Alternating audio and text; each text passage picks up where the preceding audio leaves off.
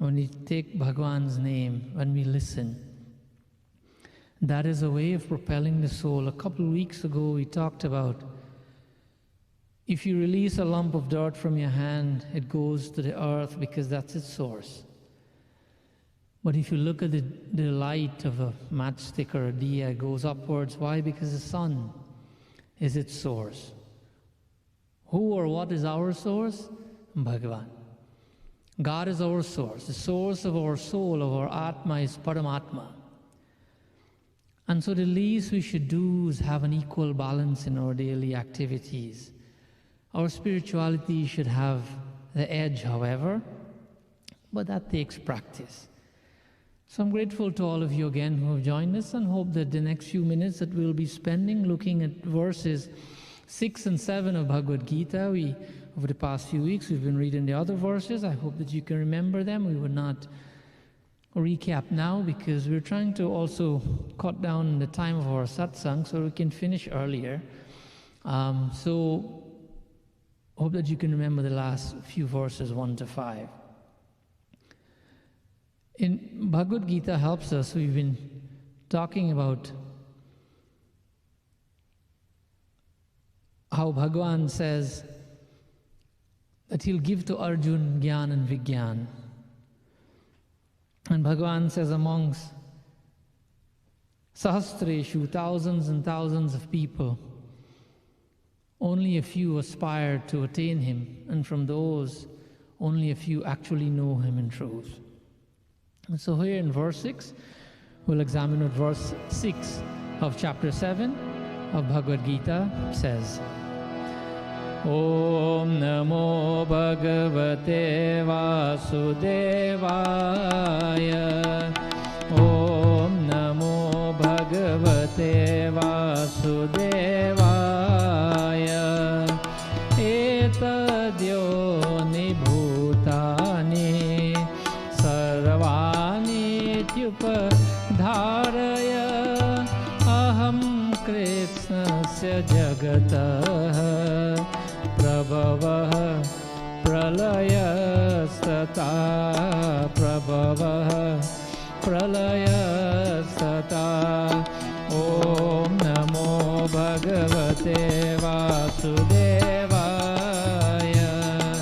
Om Namo Bhagavate Vasudevaya. Om Namo Bhagavate Vasudevaya.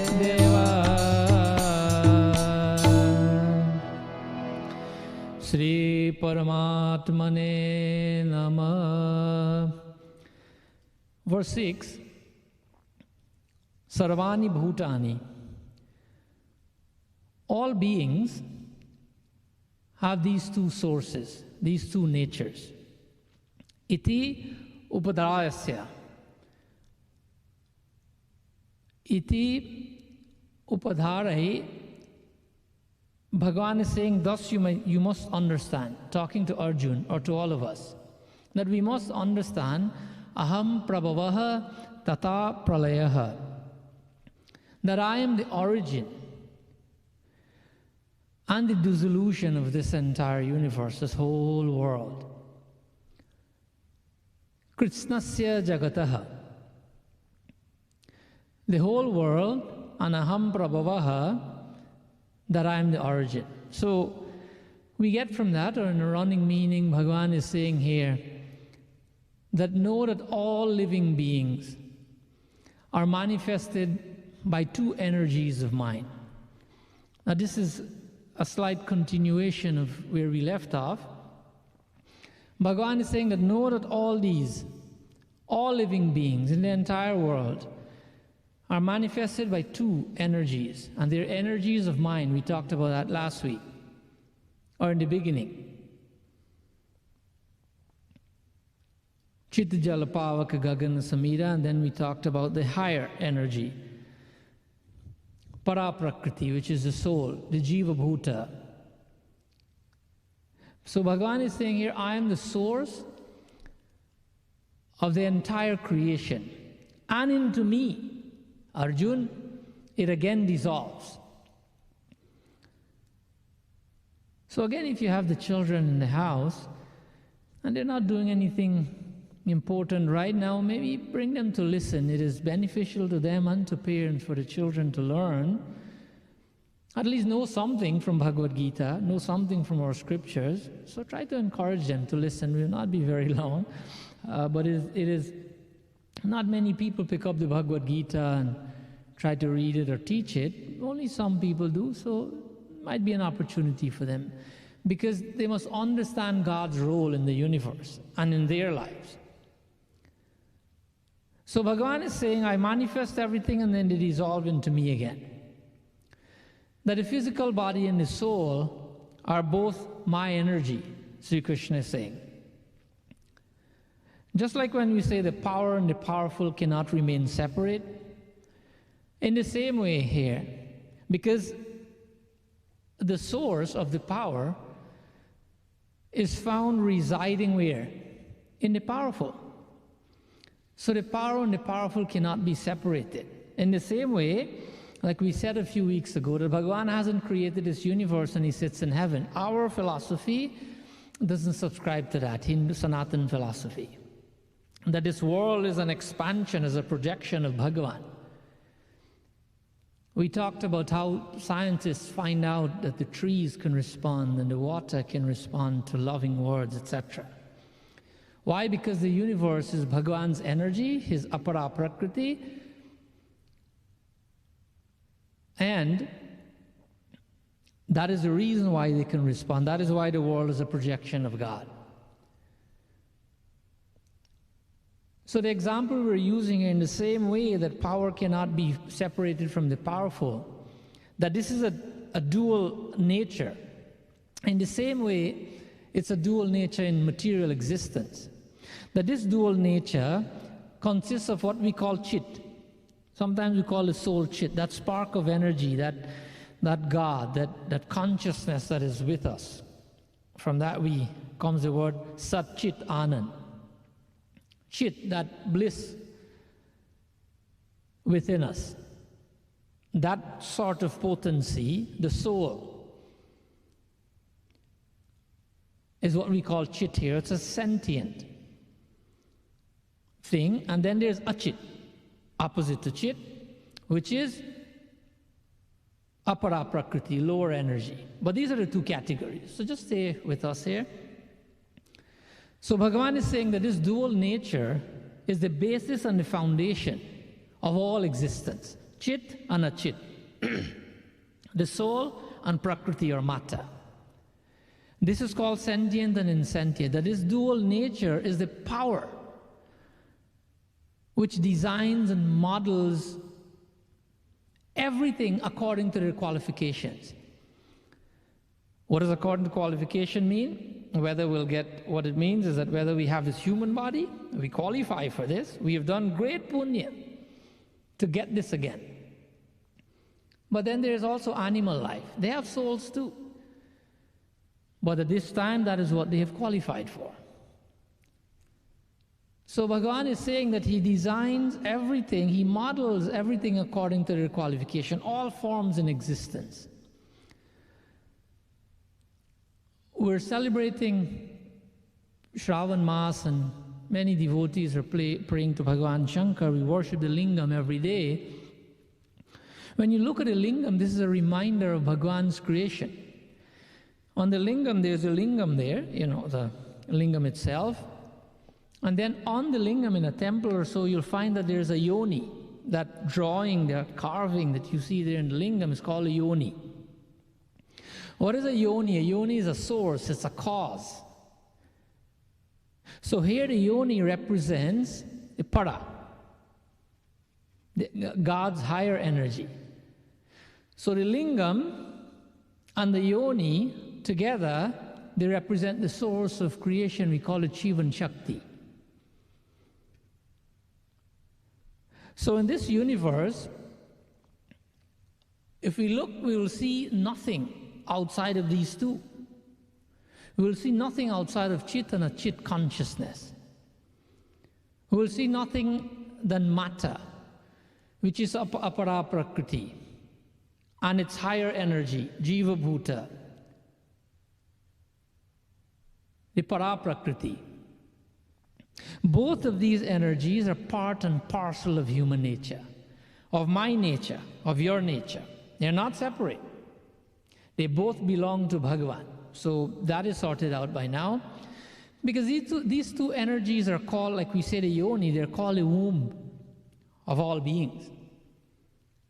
That which creates all beings. That which is always there, whether we're existing or not. Like the earthen pot we can take for an example. The earthen pot is made of what? Earth, of clay, of mud. But it's given a particular form. Different forms, diya, cup, bowl, whatever we call it. It's an earthen pot in a particular form. If we drop this pot on the ground and it breaks, what happens? The pot will go into pieces, but there's something that stays. What stays? The mud that it is made of stays. Even though the pot is broken, or even you grind those pieces into dust, the mud which it was made of, that stays. It stays there. Why? Because the clay is not confined to that particular shape. So the Paraprakriti, the soul, is not confined to any particular shape. It is there. It's always there. It's eternal. So here the pot is called the Akshara. And the soul energy, the higher energy, holds it together. However, when it is destroyed, the soul is still there. It's always there, like fire in wood. When we look at a piece of wood, it is incomprehensible that fire is in that wood. We cannot see the fire, we cannot feel the fire. However, when the fire or the heat is expressed from right in that wood, you cannot doubt it, you cannot even go near to it. You feel the heat, you see the fire, because it is now expressed. And so a soul is expressed as a human being.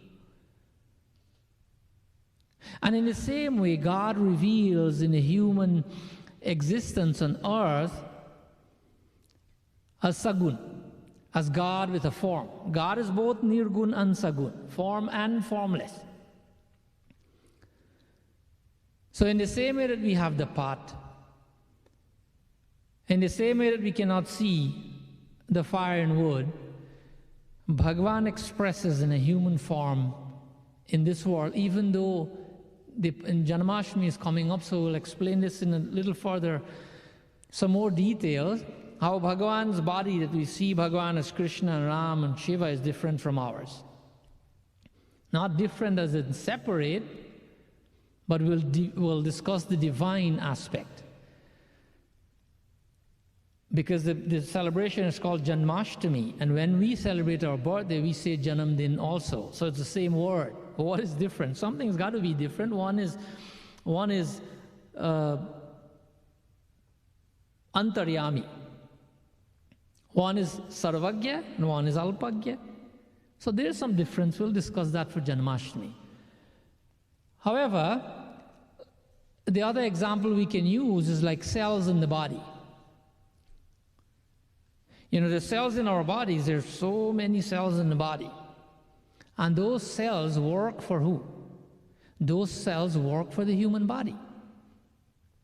They're supposed to behave in a certain way. And if they behave in a certain way, life would be well. Everyone will be happy. Everyone will be healthy. There's no issues physically. But assuming that those cells start doing their own things, that which they were not there for. You know what happens when the cells in our bodies start doing their own things?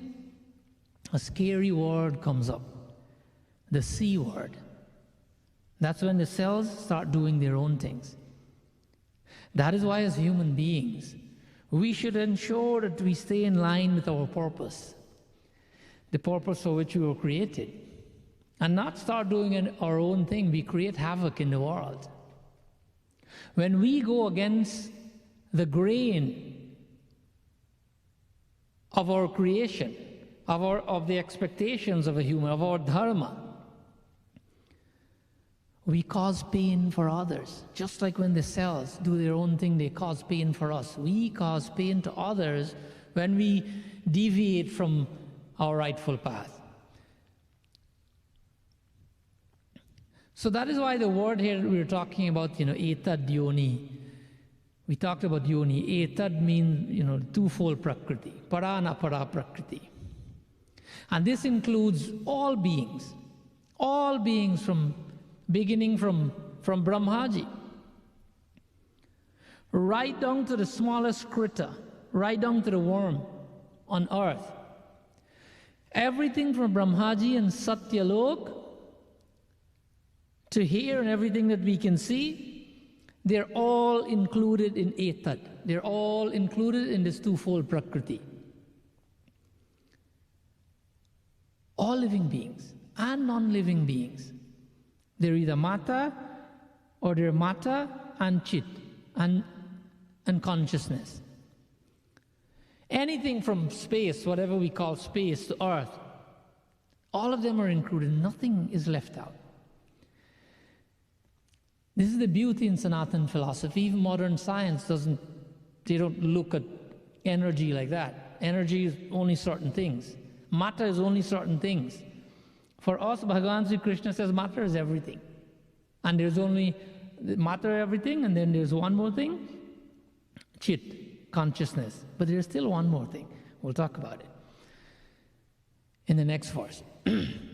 So here, everything known and unknown, everything that may be there in the cosmos, all forces, lower lokas and higher lokas.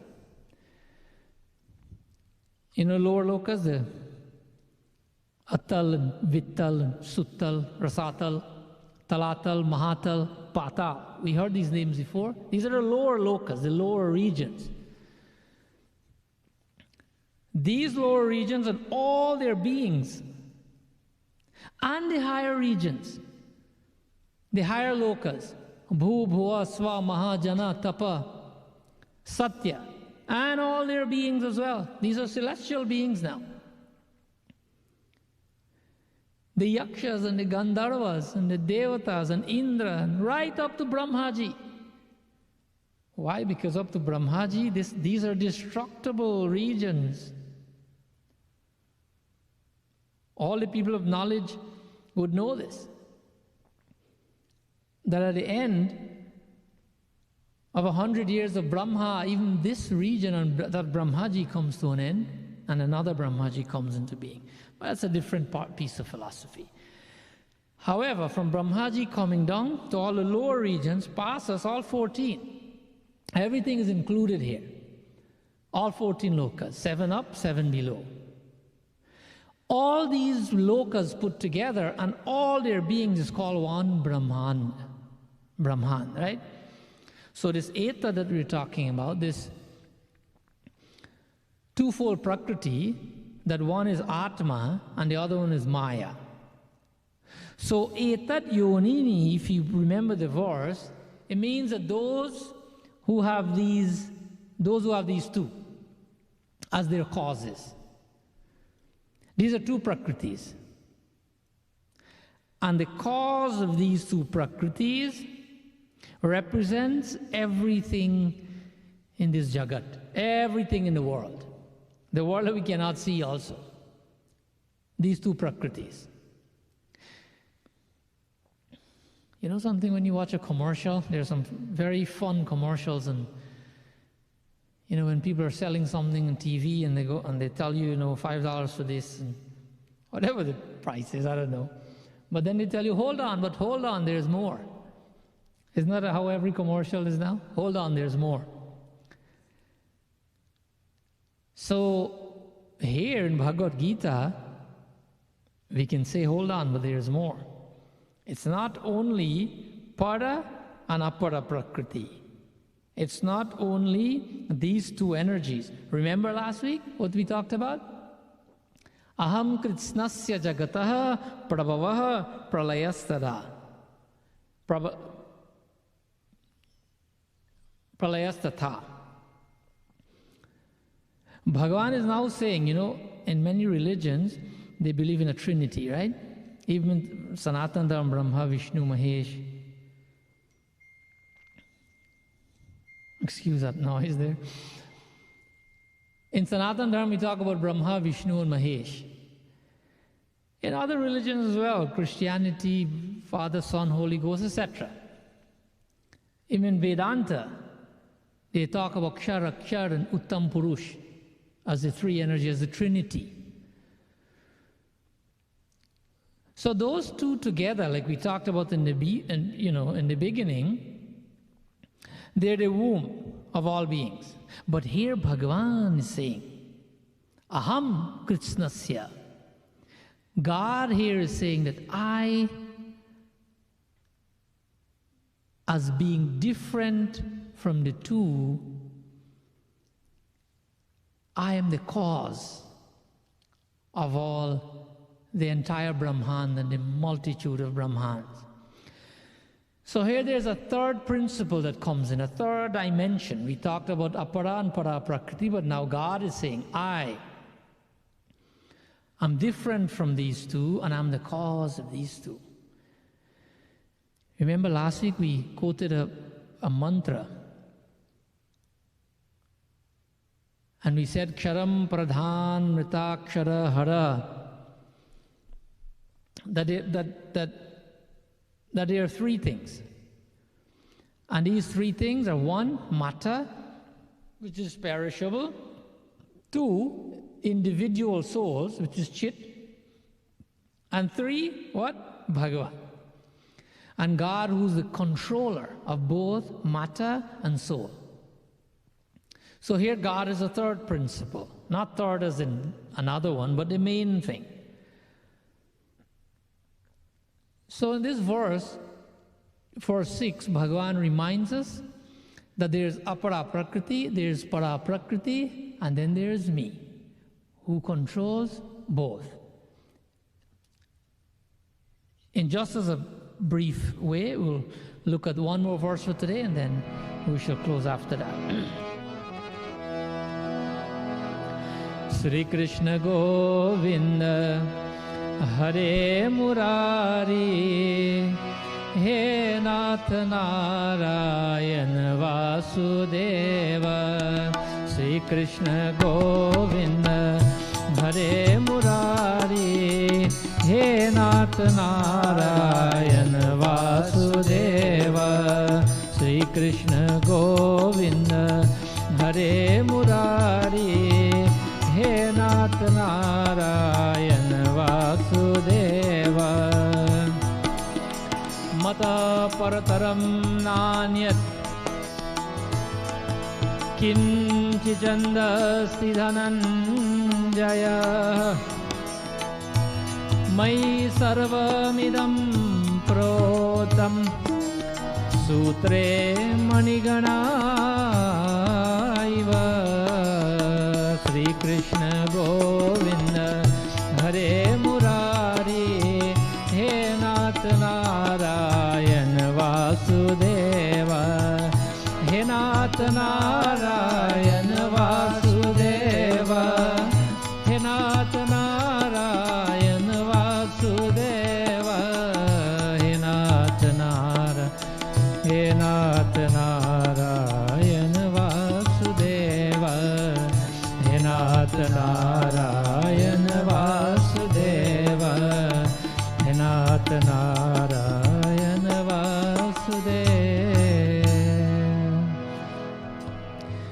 Bhagavan here, he's saying, hey Dhananjay. Dhananjay, he's calling Arjun. That, oh Arjun, Mataha Parataram, superior to me, Anyat Kinchira na asti. There's nothing else. Sarvam idam mai protam. Sarvam idam mai protam means all that is seen in this world is Sutre mani gana ivaha. Everything that you see are strung, everything is strung like pearls on a thread. Everything is strung on me like pearls on a thread. So this is what Sri Krishna is saying in the 7th verse. Everything rests in me, Dhananjaya, O Arjun, as beads strung on a thread. We know what that is, right? A mala, we can imagine a mala, Rudraksh mala, or any type of mala, decorative one. Or a mala with flowers, a garland. That there is no other world in existence beyond me.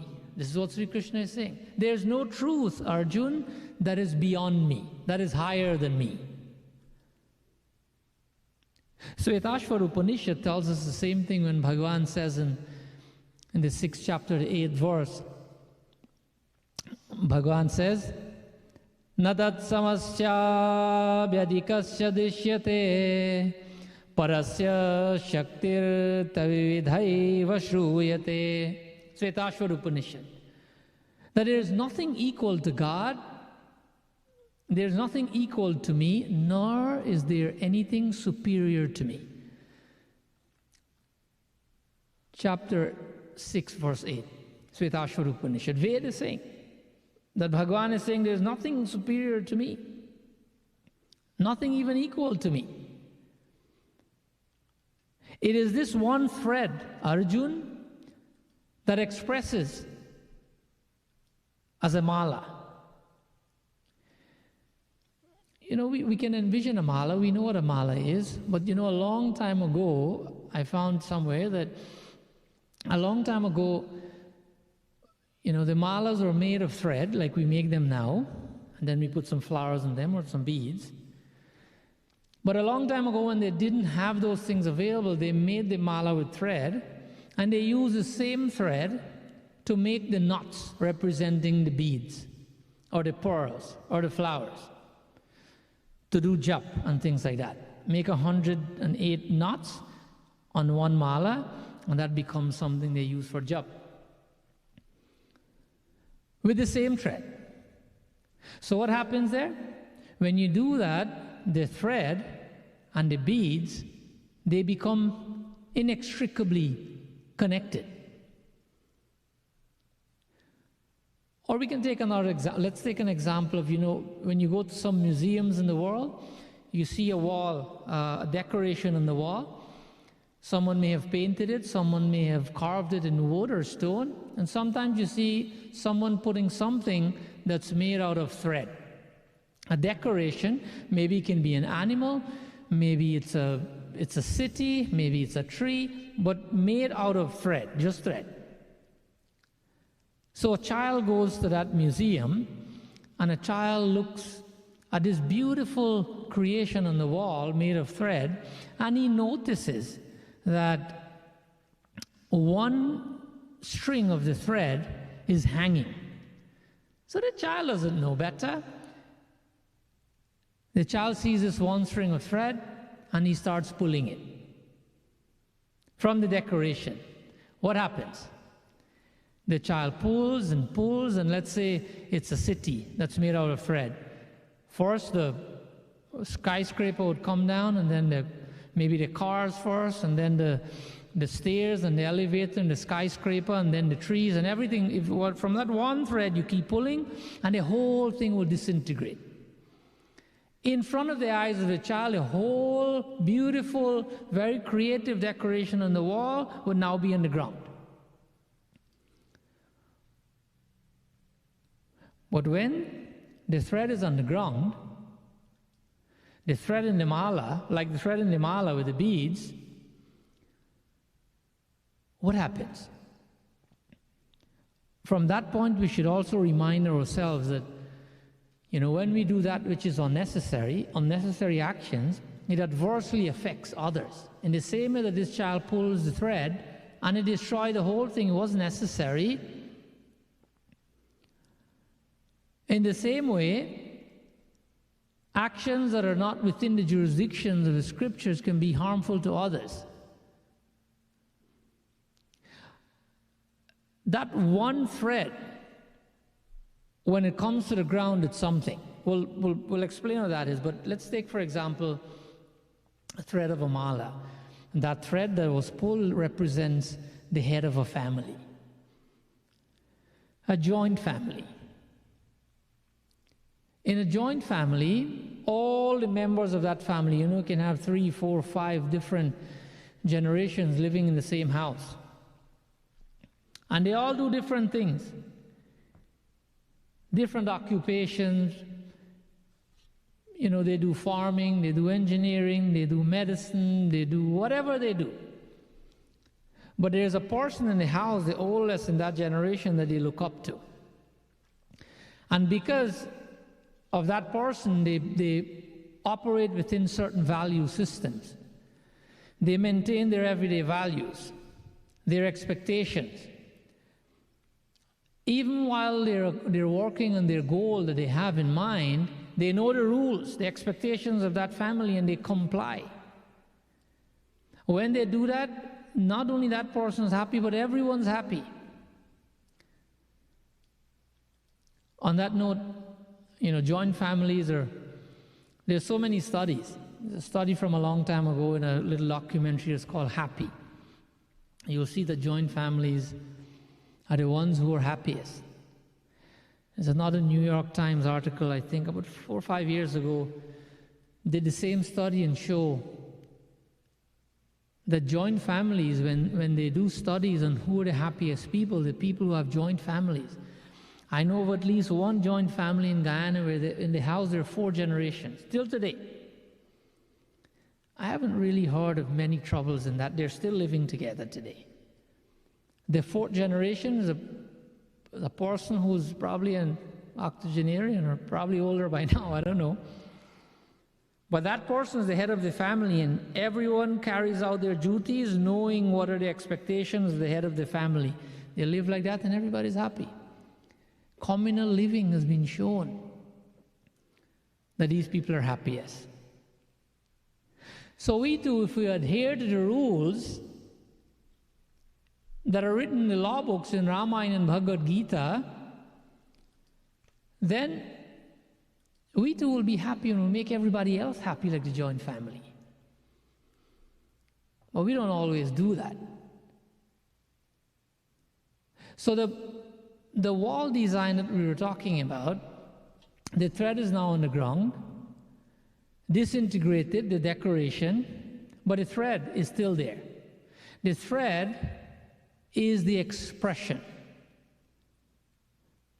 The thread is the soul. The thread is the chit, the consciousness. The body, the decoration is destroyed, but what is on the ground, the consciousness is still there. But there is something that also created that thread. Cotton created that thread. And so the cotton is beyond the thread. But the thread is always there, but it has something beyond it. A higher energy, a creator of the cotton. The energy, the byproducts of the thread is cotton. So in the same way, Bhagavan is the creator. It is his energy. Para anapara prakriti. Mai sarvamidam proktam sutre manigana iva. Sutre. I am the string. Everything rests in me, Arjun, as beads strung on a thread. I pervade everything in this world, like the thread in the mala. The thread is not seen, but it connects all of us. Whether we believe it or not, whether we accept it or not, this thread connects all of us. We are all inextricably interconnected, like we talked about earlier. Like the thread beads on the thread mala. Why? Because of Bhagavan. Because he's saying that here, we're not assuming this. The thread connects everything. There's got to be a connection. If not, life would not function properly. Start misfiring. Like the old cars that we used to have in Guyana, something goes wrong and then it starts a misfire. It cannot function optimally. Even in the latest technologies we have today, you use a telephone. If I pick up my my phone to call you, you get the call immediately, because that is how the system is set up. But before you get the call, that phone call goes somewhere else. It goes to its source. It goes to the tower.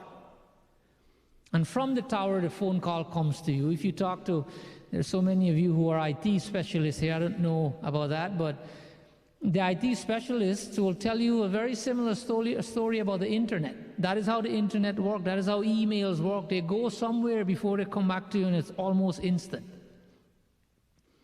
So there's always a greater source. There's always a higher source. So Bhagavan is saying that string is me. That higher source is me. That is Antaryami. The one that is in the heart of all beings. The one that is extremely subtle, not visible to the senses, but that is the string that connects us all. You know, many people, because we cannot see Bhagavan with our naked eyes, bear in mind here as a side note that we all can see Bhagavan. We have to qualify first. We have to have the right vessel. When we have the right vessel, like Arjun, when Arjun was in our position, and then Arjun qualified, having listened to Bhagavan. And when he qualified, Bhagavan gave him Divya Drishti. Bhagavan gave him his eyes. You need divine eyes to see that which is divine. We can feel Bhagavan, we will not see him with the naked eyes because we are not there yet. But in our meditation, we can feel him. Sometimes we feel him in our daily activities. But many people claim that I can't see God, so there is no God. He doesn't exist. Well, before we close, let's use a nice little example of people who claim they can't see God. In a mother's womb, in the mother's stomach, there are two babies. One baby asked the other one, let's say the first baby, so we understand the story, right? The first baby asked the other one, do you believe in life after delivery? The other baby replied, why?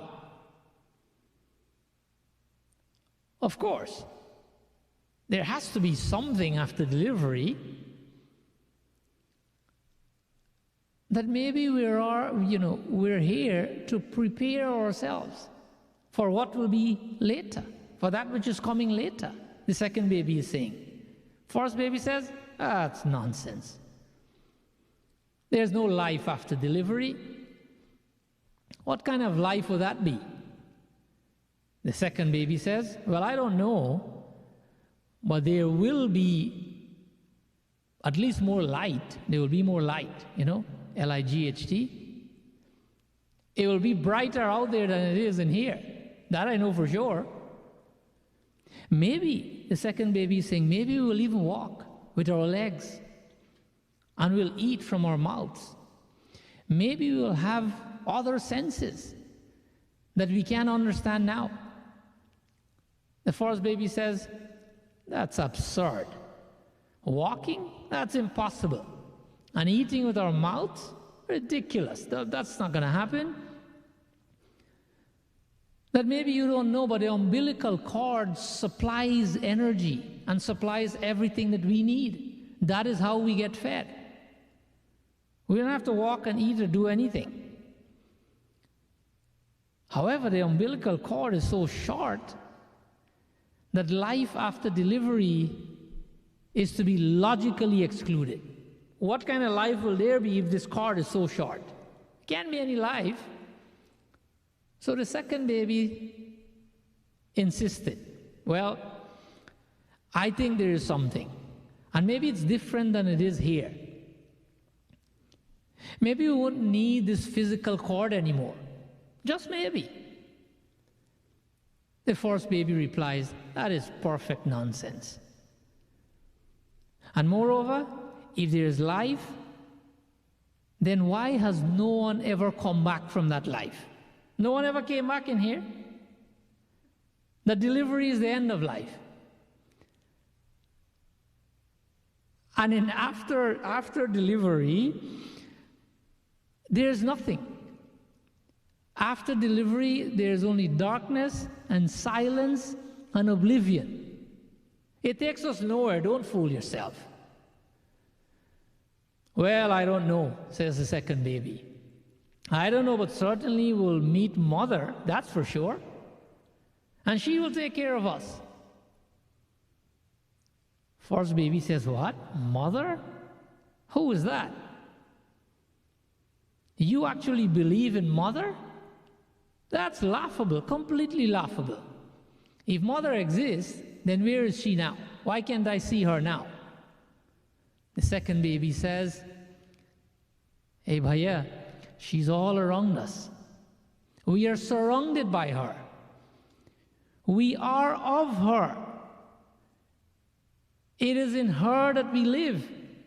Without her, there's, this world would not and could not exist. This world that we live in couldn't exist had it not been for her.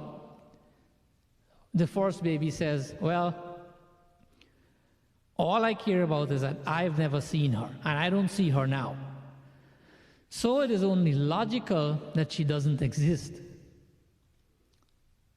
The second baby replies, sometimes when you're in silence and you focus and you listen, you can perceive her presence and you can hear her loving voice calling down from above.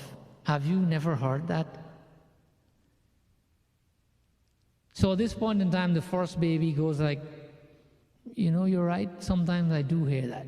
However, that is a little story, that is a fitting story that explains the concept of God in our lives. As Bhagavan is the string, if he is hidden in the mala and we can't see him, that doesn't mean he doesn't exist. He is the cause of everything, like the mother is the cause of the babies to grow, for the fetus to grow its limbs and to become a perfect human being, to exist happily.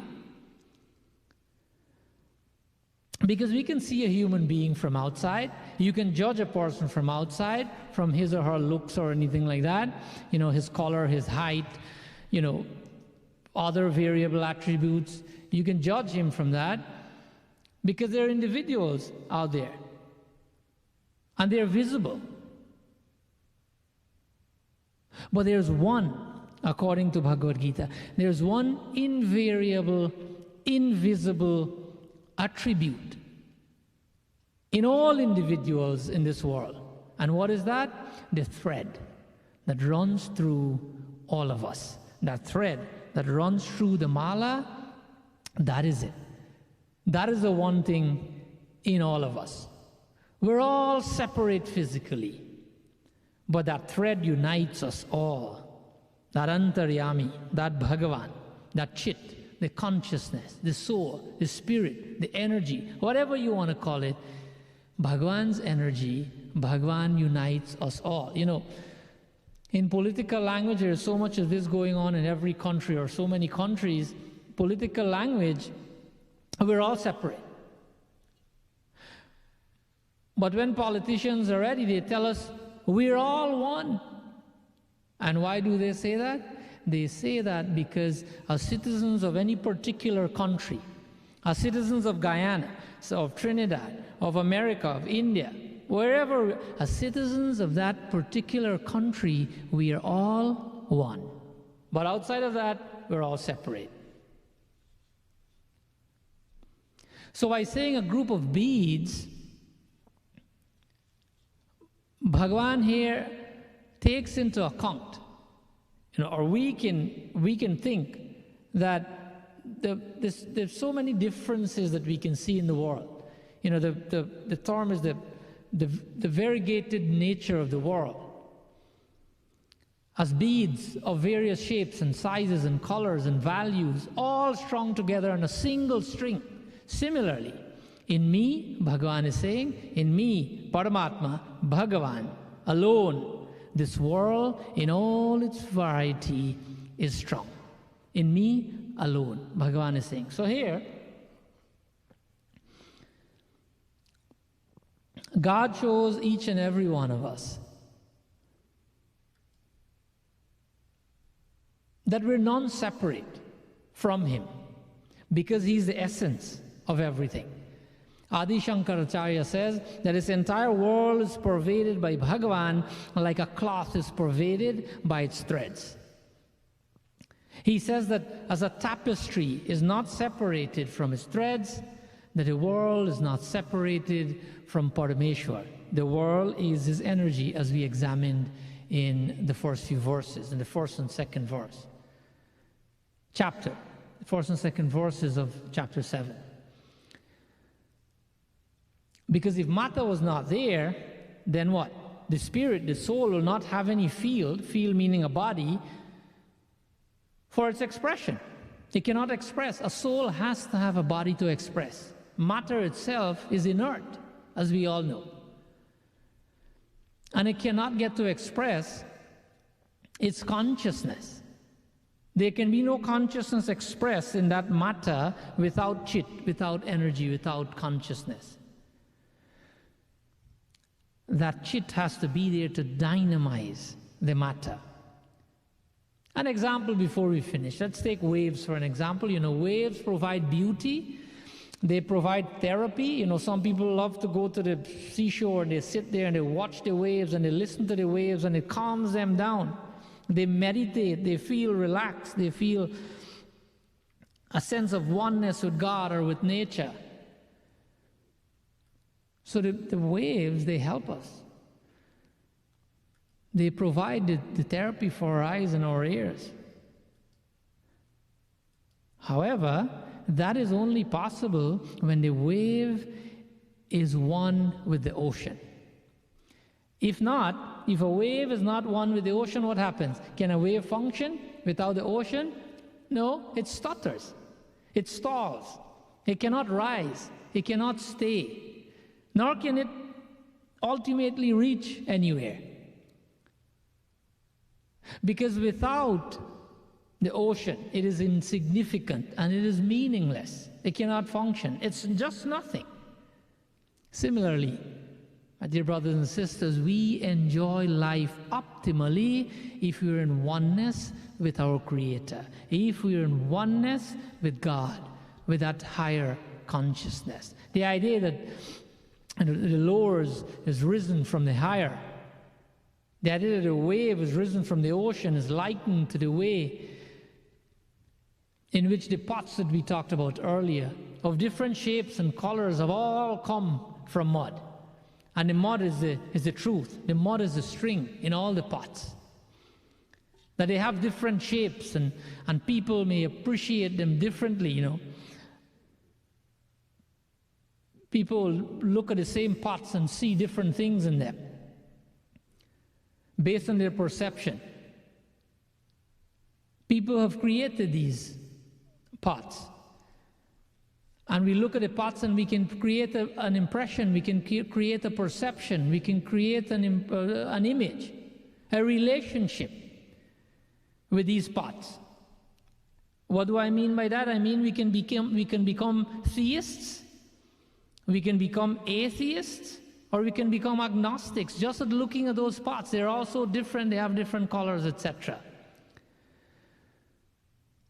Some people would look at those pots and go like, I cannot have that. I cannot have such a thing in my house, an earthen pot. It has no beauty. I want nothing to do with this. An atheistic person would think like that. When you look at creation and you don't see any God, you become an atheist. Some will have it. They go, okay, I'll have one, I'll buy one, or I'll take one, I'll put it in my house. I'll just add some variety in my house, or I'll just, if I live in a country where there's no refrigerator, I'll just put water in it just to keep it cool. I have no attachment, I'm neither here nor there with this pot. Those people are agnostics. And those same pots, some of us will use it to worship. Some of us use it as our kalash. We worship. We use it for puja. We see it as a representation of Bhagavan. These pots have different sizes, and so they will vary in capacity. That's why human beings, some are very smart and some are not. Some are very rich and some are not. Some people can barely muster up one straight meal before the day is out. And some people have billions and billions of dollars. So in the same way, we place more value on the pots depending on how, what they look like and where they're sold. Different people will see those same pots and based on their, where they're sold, etc. They give it a certain status. They have more appreciation for it because of the colors they have. Some are painted beautifully and some are not. Some people decided they would enhance the decor of my house, and so that's why I'll buy it.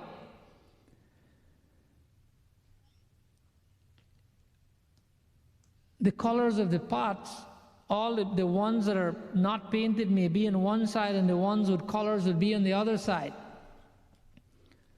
And so in life we see people in a particular company or a particular status.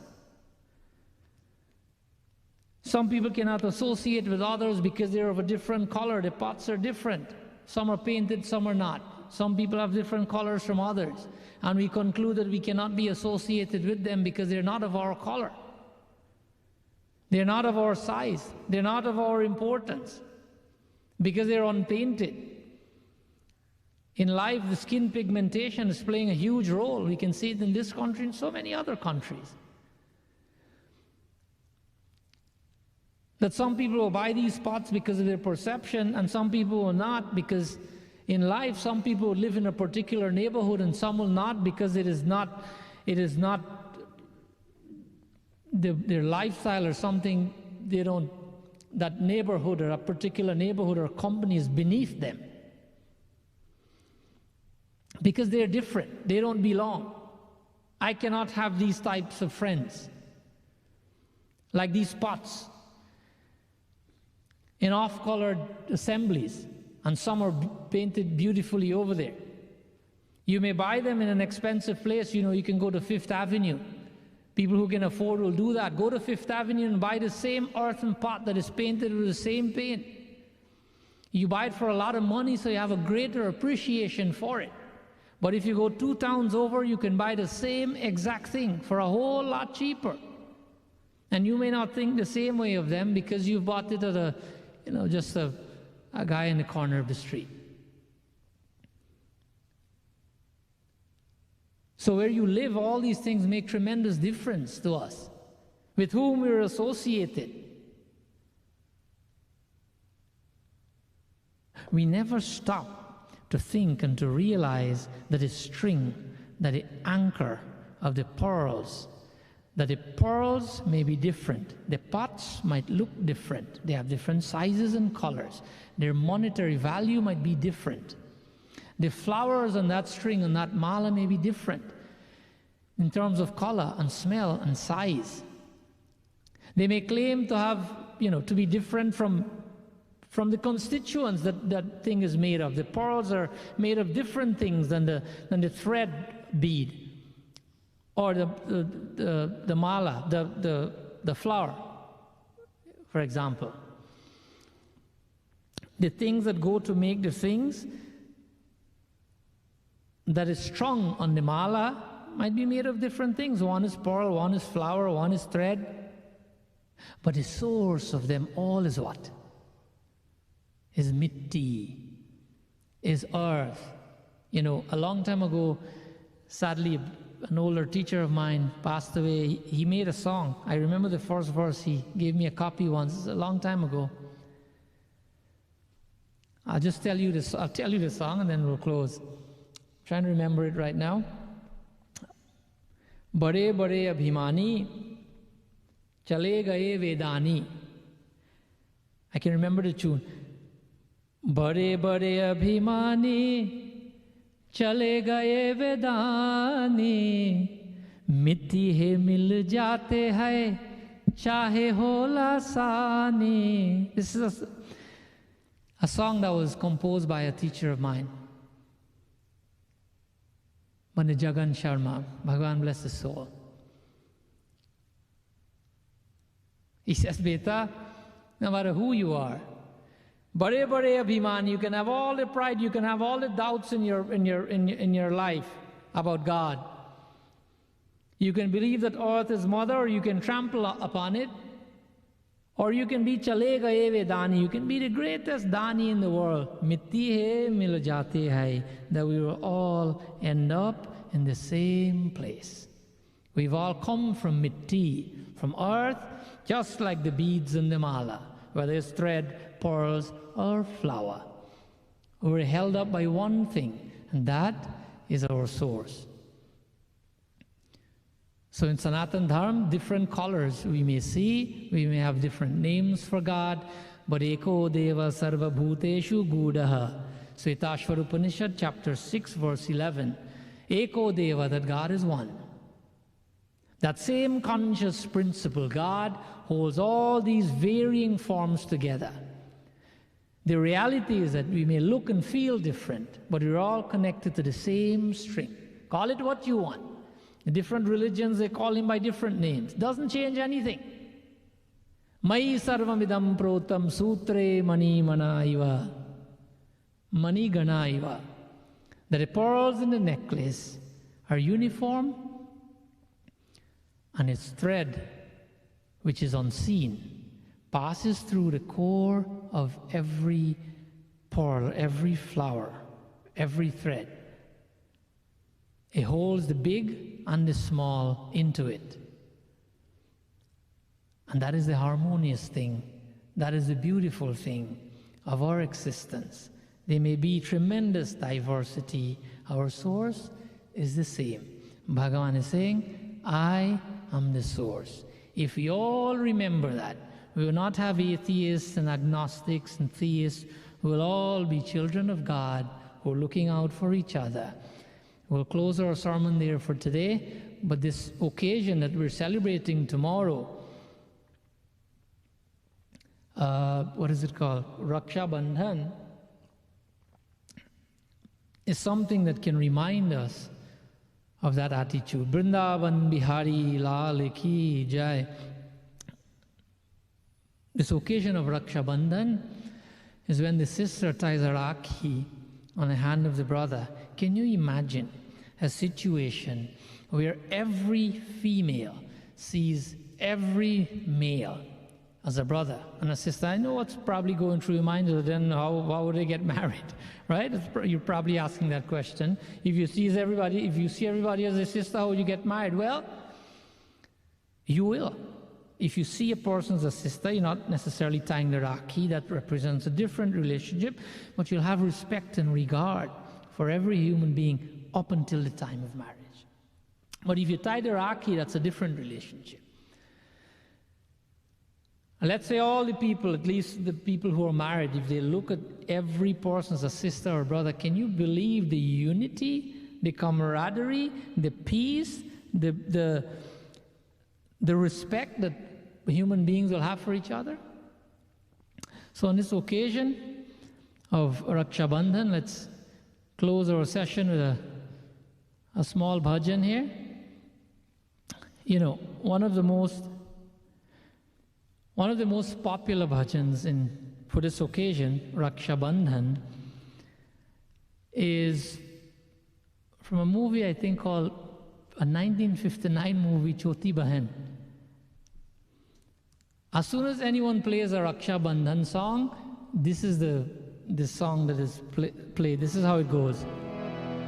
Bhaiya mere राखी के बंधन को निभाना, भैया मेरे छोटी बहन को बुलाना, देखो ये नाता निभाना निभाना भैया मेरे. This is like the ultimate of Raksha Bandhan bhajans, right? How about we'll sing a little slightly different one today? Why? Because all the bhajans of all of you great singers who are listening today, you know that most of these bhajans are sung by the sister. So that doesn't leave me any opportunity to sing for any of my sisters because I'm the brother. But there is one, and you know it. There's one where the brother sings as well, right? 1971, from the movie Hare Ram, Hare Krishna, Lata ji. The song is Phoolon ka taro ka sabka kehna hai. This bhajan says, and this small piece of bhajan I want to say Happy Raksha Bandhan to all my sisters, my biological sisters. I know if they're listening and they hear this, they go like, yeah, right. The only thing they can remember, my sisters, from when I was born to give them a hard time. And I did when we were growing up. For example, when they mop the floor, or you didn't necessarily have a mop, but when you wipe the floor, you have to wait for a while. You have to stay outside until it's dry. Well, I'll find great joy in walking on the floor when it's wet, to give them a hard time. So they have to do it all over again. They'll run me, but they can't catch me. So to all of you, for all you're messing up the house, Happy Raksha Bandhan to all of you. And to all my other sisters, all my other relatives, my sisters in England, my chacha's daughters, my other sisters on my father's side,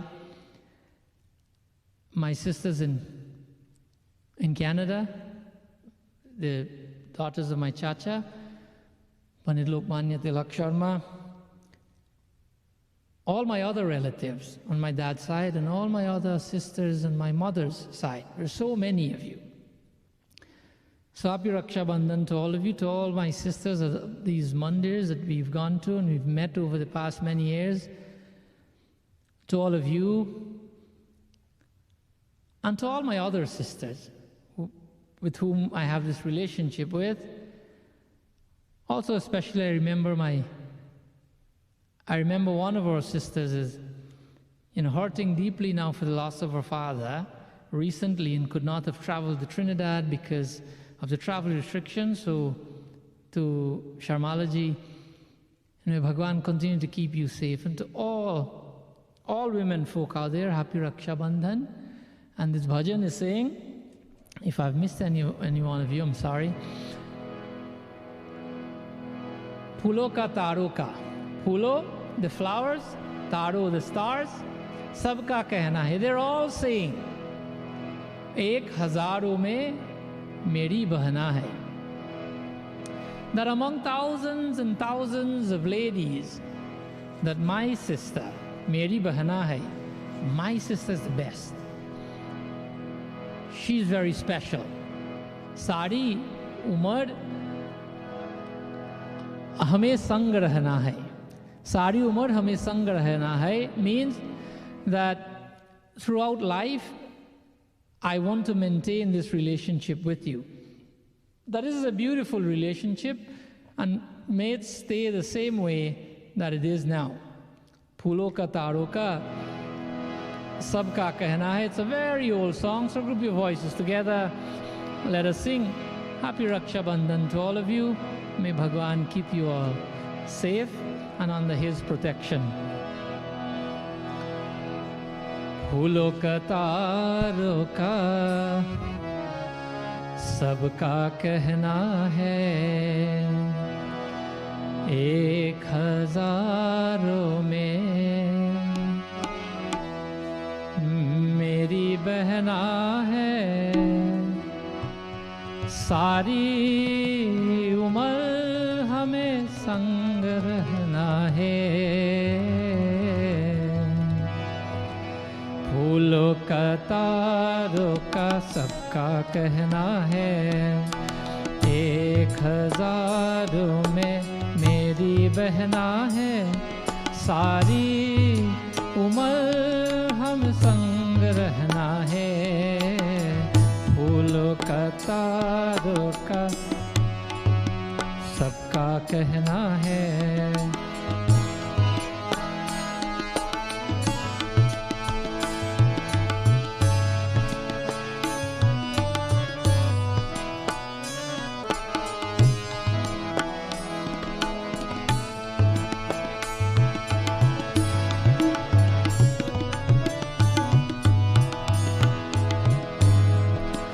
जब से मेरी आँखों से हो गई तू दूर, तब से सारे जीवन के सपने छूट।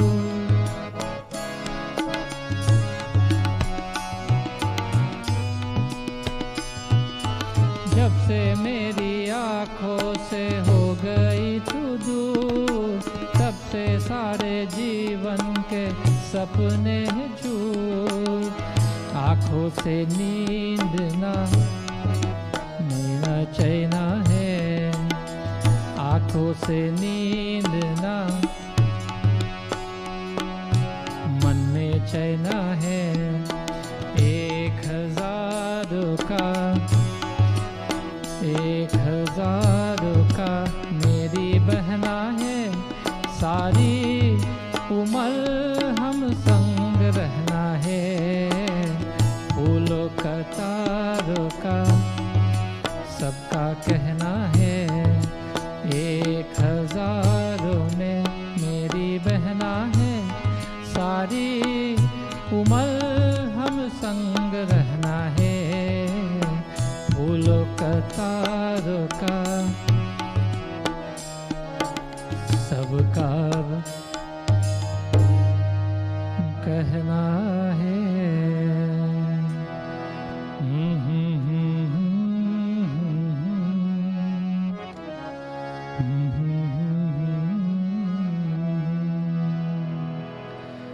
So happy Raksha Bandhan to all of you. I always forget someone, to my sisters-in-law, the sisters of my wife Shanti and Sali and all her cousins as well. So many of you. Happy Raksha Bandhan to all of you. Before we close, let us join in meditation, and then we'll do closing prayers.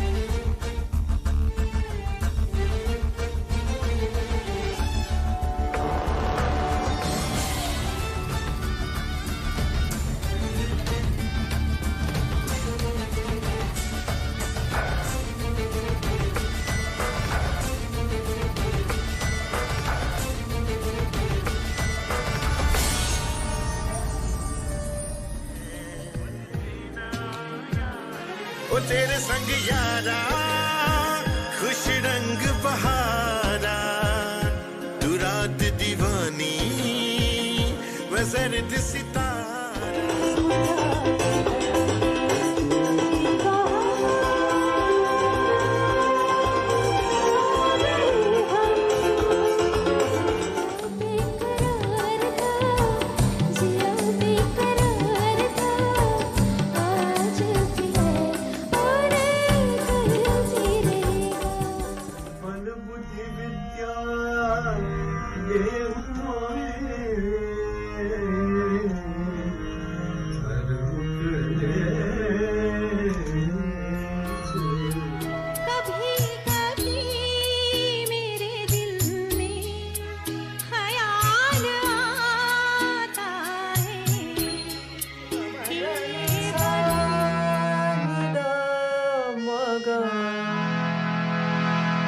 Gamadani sani dani dama dama gama gare re sa.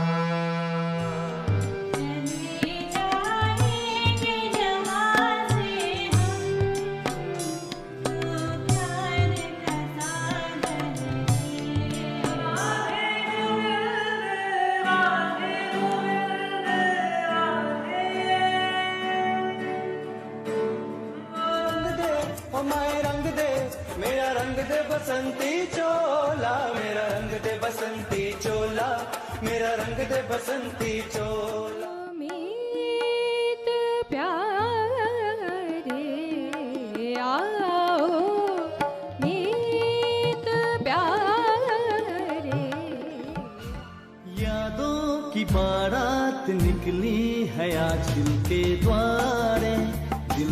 द्वारे सपनों की शहनाई बीते दिनों को पुकारे दिल के द्वारे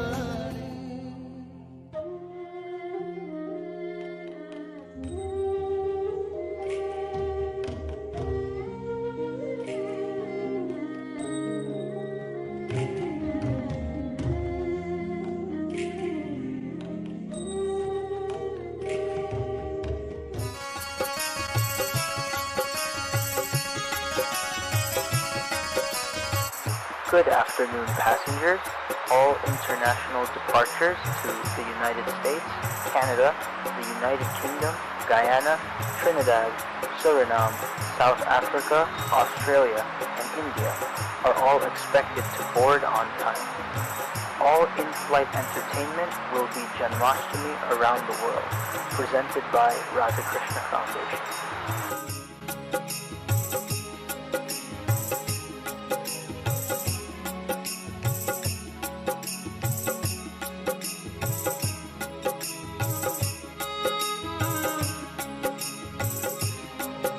On August 8th, 2020,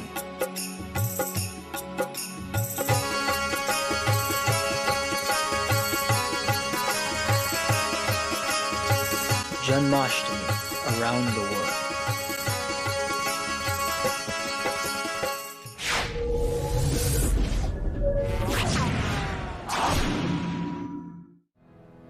Vrindavan Bihari Lal Ki Jai. Devotees of Bhagwan, we're still in Shravan Maas. It ends tomorrow. So remember, tomorrow is Shravan Somwar and people do puja to the lingam of Bhagwan Shankar. So ensure you make the best of this opportunity. So for this week more, we'll do the Shiv Manas Puja Stotra, our mental puja to Bhagwan Shankar. The same thing we've been doing over the last 2 weeks or so. So if you can close your eyes and sit comfortably, sit with your backs straight and your neck straight. If you prefer to look at a lingam or so, if that helps you to focus your mind more, then feel free to do that. I think there is something that's provided on the screen, I'm not sure.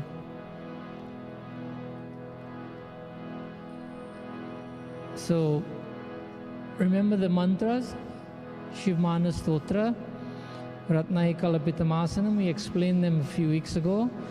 The first 2 or 3 slokas are for pouring everything that you prepared in the lingam, for the lingam, your dahi and ghee and honey and coconut water and everything that you have, sugar.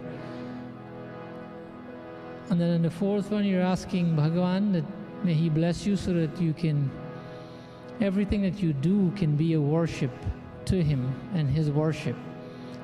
And the 5th one, we're asking Bhagavan, forgive us if we have done anything wrong, not only during the puja. There's nothing wrong that we can do during Manas Puja. It is possible for us to do that which is incorrect during physical puja, but Manas Puja, we can't do anything wrong. But we're asking Bhagavan to forgive us for past transgressions so that we can become closer and closer to him. Close your eyes, focus on the lingam of Bhagavan Shankar, do your puja in your mind, all in an effort to attain Bhagavan Shiva's blessings. Om Namah Shivaya. Om Namah Shivaya. Om Namah Shivaya. Ratnai Kalapitamasanam Himajalai Snanam cha divyam tam rigamada Modam kitam chandanam जाति चंपक बिल्वपत्ररचितम् पुष्पं च धूपं तथा दीपं देवदयानिधे पशुपते मत्कल्पितं गृह्यता सौवर्णे नवरत्नकन्दरचिते पात्रे घृतं पायसम् भक्ष्यं पञ्चमिदं पयोदधियुतं रम्भाफलं पानकम् शाकानामयुतं जलं रुचिकरं कर्पूरकन्दोजलम् ताम्बूलं मनसा मया वर्चितं भक्त्या प्रभो स्वीकुरु छत्रमचारयुगं व्यजनकं चादर्शकं निर्मलम् वीणावेदमृदङ्गकाहलकलागीतं च नित्यं तथा शाष्टाङ्गं प्रणतिस्तुतिर्बहुविधा होतसमस्तं मया सङ्कल्पेन समर्पितं तव विभो पूजागृहान प्रभो आत्मा त्वं गिरिजामति सहचर प्राणः शरीरं गृहम् पूजा ते विषयो प्रभोगरचना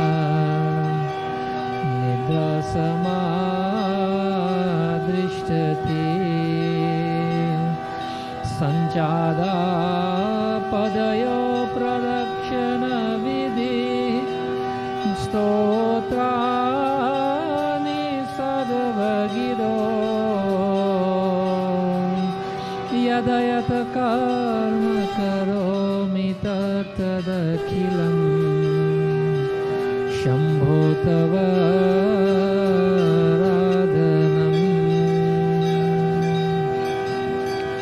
करचरणकृतं वा कायजं कर्मजं वा सवननैनजं वा मानसं वा पराधं विहितं वा सर्वमेतत्क्षमस्व जय जय करुणाब्धे श्री महादेव शम्भो इति श्रीमच्छङ्कराचार्य विरचिता शिवमानसपूजा समाप्ता शंकर भगवान की जय। हरि ओम शांति शांति शांति। कैलाशपति महादेव की जय। Before we do closing prayers, I want to give my reverence to all the elders and the learned people who are with us. My chacha, Pandit Satyacharan Sharma from England, has always been listening, and so also to my mamu, Pandit Hari Prasad from California, my chacha in Canada, Pandit Lokmanya Tilak Sharma. I see my friend Pandit Mizir has joined us today. Nishal Mizir from Guyana. We always have Dr. Brahm Hardwar, also a scholar in Hinduism,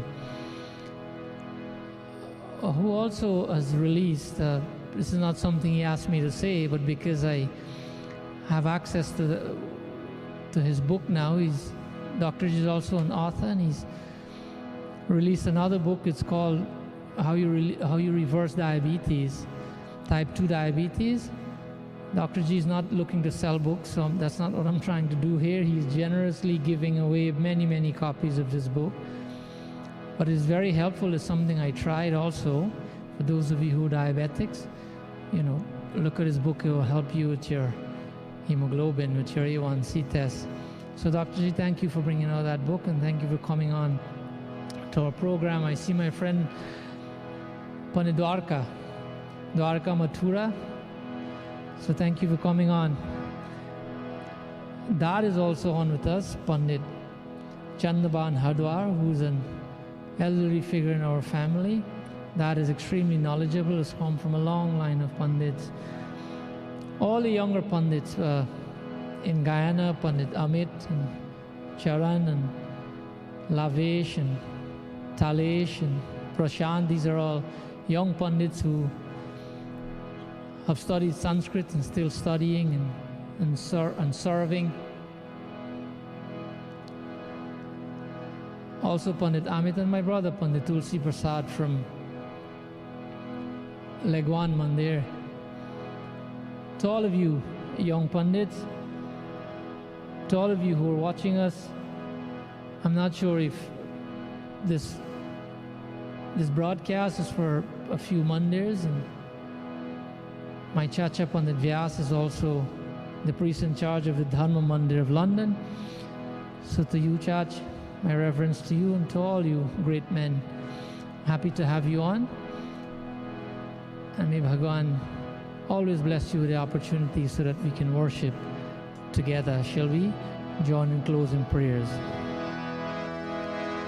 Bar bar bar mang ho harsh deh shri rang par sarojayan pavani bhakti sada sat sangasya pati Ramchandra ki jai sharanam prabhu Umapati Mahadev की जय पवन सुत हनुमान की जय सियावर रामचंद्र की जय शरणम प्रभु सब संतन की जय जय सीताराम जय जय श्री राधे जय जय श्री राधे जय जय श्री राधे रासेश्वरी राधा रानी की जय कैलाशपति महादेव की jai. Before you leave, I want to encourage you and take the time off to watch the Janmashtami show this weekend. It's on Saturday evening at 7. Do remember the promo, we played it a couple of times. And it's not just songs, it's not just a concert. We have other items that you would like that we would be airing on this program. It's coming on YouTube and it's coming on Facebook. There are many things, that bits and pieces, bite-sized explanation of Janmashtami and some progress of many children in Guyana and other places. So it's not just songs. Do log on Saturday evening at 7. Spread the message around, please. Share the ad, and we'll see you on Saturday evening at 7. Vrindavan Bihari Lal Ki Jai.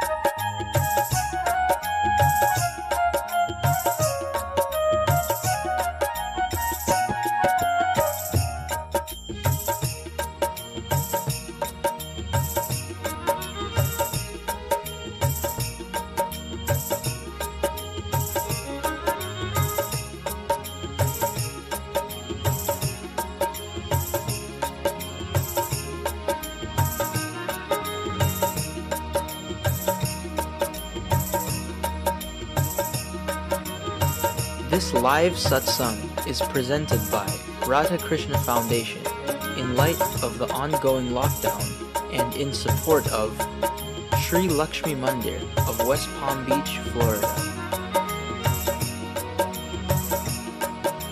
Radha Krishna Dham of number 73 village, Guyana. Number 7271 Sanatan Mandir of number 72 village, Guyana. Dharma Mandir of London, United Kingdom. And Shiva Mandir Ashram of Legwan Island, Guyana.